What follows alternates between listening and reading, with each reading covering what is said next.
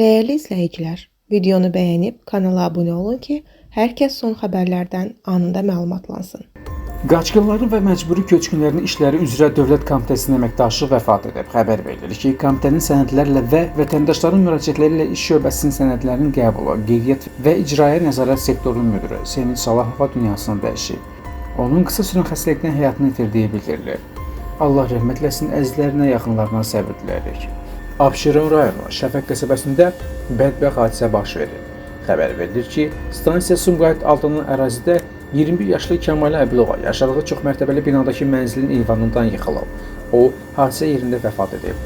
Faktla bağlı araşdırma aparılır. Qeyd edək ki, Kəmalə Əbilova Sumqayıt Dövlət Universiteti Riyaziyyat Fakültəsinin 442B qrup tələbəsidir. Allah rəhmət eləsin, ailəsinə, əzizlərinə səbir diləyirik.